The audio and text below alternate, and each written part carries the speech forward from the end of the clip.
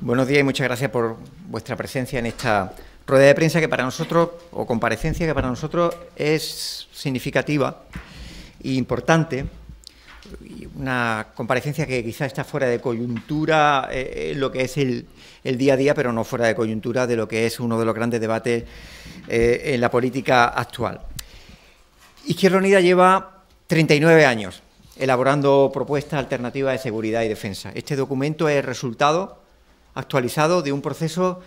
que lleva 39 años elaborándose, que tuvo varios hitos, en el año 86, 1986, con la constitución de la propia Izquierda Unida y el debate sobre la salida de España de la OTAN, que se hizo por la puerta de atrás en 1981, por el gobierno de Calvo Sotelo, que tiene otro hito en el debate de 1998 sobre el servicio militar obligatorio y su desaparición y el modelo de defensa de nuestro país, y que recoge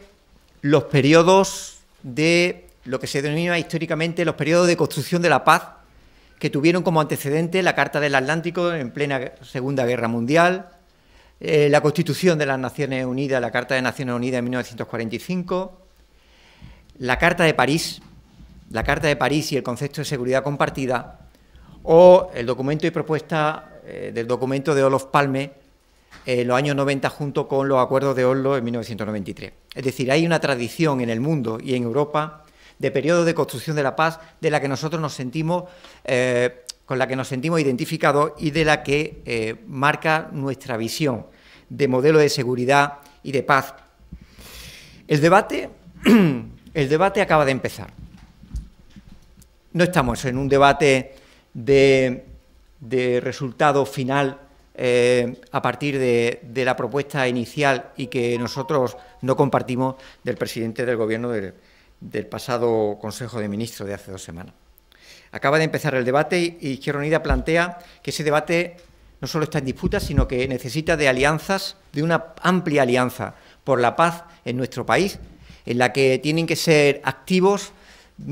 actores, no solo las organizaciones políticas, sino también sindicales, ecológicas, movimientos de la paz, centros de investigación y toda la sociedad interpelada, incluso organizaciones de corte cultural o religioso. El debate acaba de empezar y nosotros acabamos de hacer una propuesta que, como digo, tiene una elaboración durante mucho tiempo, que no es producto de coyuntura sobrevenida y que tiene un elemento que lo atraviesa, y es el respeto a los mapas, a la geopolítica. Y mientras no se diga lo contrario, y esperemos que la Unión Europea no se deje arrastrar por el trumpismo de cambio de nombre geográfico, Europa es un continente que llega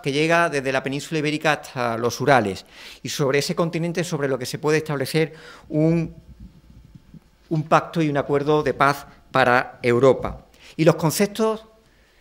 arraigados en la Cumbre de París de 1990 o en el documento y propuesta de Olof Palme de seguridad compartida, de seguridad humana, que ya las propias Naciones Unidas lo establecen como el mejor mecanismo de seguridad vinculado a la consecución de derechos sociales y de una vida digna como mejor forma de seguridad, y seguridad democrática. Esto es, la implicación en decisiones de carácter estratégico en políticas de defensa, en gasto militar o en decisiones de movimiento de tropas que tienen que estar debatida democráticamente y frente a la Directiva Nacional de Defensa, la Ley Orgánica 5/2005, que le da la competencia exclusiva al presidente del Gobierno. Seguimos defendiendo que sean los parlamentos quienes determinen la toma de decisiones de carácter estratégico y clave para la seguridad nacional, y en este caso la seguridad europea. Vivimos tiempos de guerra y de rearme, pero eso requiere el compromiso de Izquierda Unida de construir un movimiento por la paz que ha iniciado los Estados Unidos con la ruptura de un establecimiento de cordón de seguridad en Europa, con la política agresiva de aranceles, con la obligación, que nos tememos se empuje en junio en la cumbre de la OTAN, de llegar al 5% del PIB, y debemos preparar a Europa para la paz, no para la guerra. Por tanto, desde esa perspectiva, queremos decir que toca tiempo de negociación para poner fin a la guerra de Ucrania como elemento de urgencia y fundamental, pero toma también consideración fundamental el debate sobre el planteamiento de rearme de Europa, de los 800.000 millones de euros delirantes para gasto bélico y de deriva y espiral bélica que no conduce más que a la normalización de la guerra y a un conflicto bélico. Queremos construir un movimiento pacifista que reivindique el desarme y la desmilitarización, que establezca esa alianza y legado con el Acta de Helsinki, con la Carta del Atlántico ya anunciada, la Cumbre de la Paz o el documento de Olof Palme, con el no a la guerra de 2003 y desde un concepto de seguridad humana que contraviene el discurso belicista y que es un concepto que ya surgió en las Naciones Unidas en los años 90, concretamente en 1999, y que elimina la ecuación de seguridad con militarización. Estamos hablando de un concepto ya arraigado de Naciones Unidas y, por tanto, nosotros nos sentimos identificados con ello. Los recursos de 800.000 millones de euros deben derivarse a seguridad colectiva y humana, de prevención, de disuasión y, sobre todo, de anteposición de la solución pacífica y diplomática de los conflictos, o lo que es lo mismo, construir movimientos de cooperación, con la paz como premisa para la seguridad humana, en el respeto al derecho internacional que se ha violentado durante toda la historia de la OTAN, del nacimiento de la OTAN de 1949, y con la defensa de los derechos humanos como eje de comportamiento en nuestra política exterior y de defensa. Tenemos que abordar en nuestra propuesta de Izquierda Unida, desde esa tradición pacifista, una política exterior que sea propia de la Unión Europea, que rompa los vínculos de dependencia, subordinación a unos Estados Unidos, que ha motivado la excusa para el rearme, pero del que no se rompen lazos, contribuyendo al aumento del gasto de una OTAN que sigue hegemonizada por Estados Unidos y una OTAN cuyo gasto militar supone el 55% del gasto militar en todo el mundo. Hablamos de un nuevo modelo de seguridad y de cooperación en el continente, basada en una nueva política de alianzas que tiene que ver con el principio de multilateralidad, es decir, una relación de autonomía estratégica de la Unión Europea, que sea un actor no dependiente ni subordinado a los intereses de los Estados Unidos y que establezca un orden internacional multilateral con zonas preferentes como Asia-Pacífico y China específicamente, y con América Latina y Caribe, desde el fortalecimiento de relaciones comerciales, de amistad, de cultura científica y de cooperación, que son los mejores cimientos para construir un mundo en paz. Para que se dé esta autonomía estratégica en Europa, hay que evitar financiar a Estados Unidos como se hace en política de defensa, con lo que puede suceder en la compra de armamento de alta tecnología, que solamente lo produce el país norteamericano, y un fortalecimiento de la cooperación inter e intraeuropea, donde tenemos que asumir la geopolítica y un mapa que no podemos modificar. La OTAN solamente defiende los intereses de los Estados Unidos y, por tanto, Izquierda Unida defiende la desaparición de alianzas militares y la sustitución por una política, como digo, diplomática, de cooperación económica y comercial, desvincularnos de la OTAN y desvincularnos de las bases norteamericanas en suelo español y europeo y sustituirlas por centros de investigación o centros de ayuda humanitaria. Un punto fundamental para el sistema alternativo de paz y seguridad, que no se contempla en el debate cotidiano, tiene mucho que ver con la democratización de las Fuerzas Armadas, una de las grandes asignaturas pendientes en nuestro país, y que tiene que ver con la finalización del Código Penal diferenciado para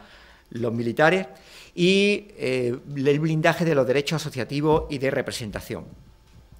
incluyendo las políticas de igualdad y contra la violencia machista. Nos oponemos al servicio obligatorio, a cualquier regreso al servicio obligatorio o a la politización de las Fuerzas Armadas. Y necesitamos blindarnos como Estado a la penetración o ideas o defensa de las ideas ultraderechistas que están penetrando no solo en el Ejército, sino también en cuerpos de seguridad y que estimulan las ideas militaristas o antidemocráticas. Planteamos, por tanto, un modelo de seguridad basado en la soberanía económica y comercial, que refuerce los servicios públicos y que refuerce el concepto de seguridad integral vinculado a políticas de carácter social, consecución de derechos humanos como el de la vivienda, potenciación de servicios públicos vinculados al Estado y no privatizados, y una concentración de recursos que la política de rearme de Europa solamente detraerá de las políticas sociales en los próximos años. Hablamos, en definitiva, de una propuesta alternativa, elaborada de manera colectiva, producto de muchos años de reflexión en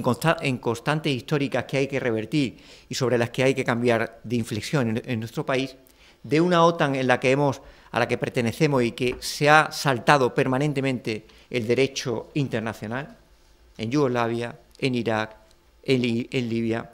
y una necesidad de democratización de las Naciones Unidas que elimine el veto de los miembros del Consejo de Seguridad y que se convierta en el verdadero gobierno mundial.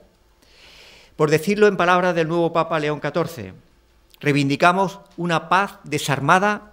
y desarmante, y ojalá siga la estela de Francisco en esta nueva coyuntura muy preocupante para el futuro de la humanidad y de la que todas las alianzas son pocas para conseguir que el carril de modelo de defensa para nuestro país y para Europa sea un carril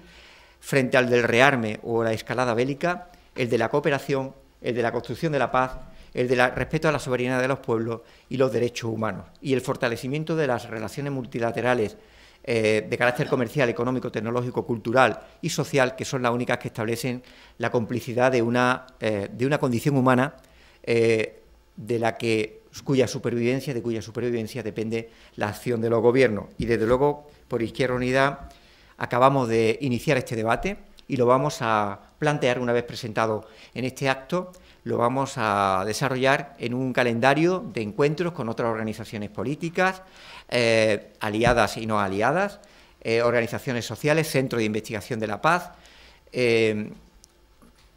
creencias religiosas, instituciones ecológicas, y porque, como decimos en el documento, la paz es la condición o premisa previa, la condición síntesis, sin la cual no hay ni derecho a la vivienda, ni derecho a la salud, ni derecho a una educación digna. Y lo hacemos mientras, en un momento en el que, mientras estamos en este acto, sigue el genocidio contra la población de Gaza a unos niveles que ya se extralimitan los nunca imaginados. Estamos asistiendo a la desaparición, a la extinción, al exterminio de la población gazatí a través del hambre, de la sed, a través de la muerte programada por el gobierno genocida de Israel. Y queremos decir que basta ya de la doble moral en la Unión Europea, no podemos estar mirando a otro lado y no podemos soportar durante más tiempo la inacción y la permisividad a un gobierno genocida cuyos dirigentes merecen estar cuanto antes en el Tribunal Penal Internacional y ser condenados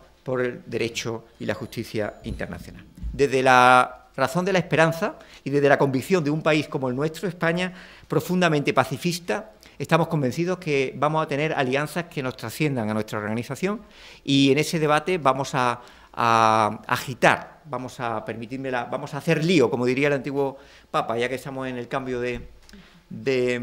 papado. Vamos a hacer lío porque, sin lugar a duda, esto tiene un camino paralelo a la construcción de un movimiento por la paz en nuestro país, que tiene varios hitos. En la segunda quincena de junio, con un encuentro en Madrid previo al encuentro europeo en Bruselas, que será previo a la cumbre de la OTAN y, por supuesto, como contracumbre a esa amenaza que supone el intento de obligarnos a aumentar el gasto militar más allá del 2%, del 3% o del 5%. El problema está en el carril de escalada bélica, de nueva guerra fría, de intentar controlar los Estados Unidos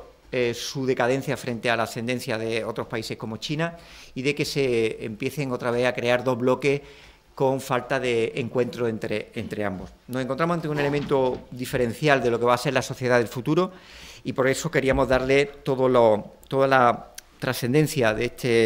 este acto que tuvimos previsto celebrar el pasado lunes, pero que, por los motivos que ustedes ya conocen, no fue posible. Quiero terminar reiterando mi agradecimiento, querido Billy, querida Marta, querido Fran y querido Enrique Santiago, en la elaboración conjunta y con aportaciones de personal muy especializado y muy cualificado, que a lo largo de los años hemos tenido contacto también dentro de las Fuerzas Armadas, en la elaboración de este documento. Muchas gracias. Y quedamos expuestos a las preguntas tanto hacia mí como a cualquiera de los redactores del documento. Alberto.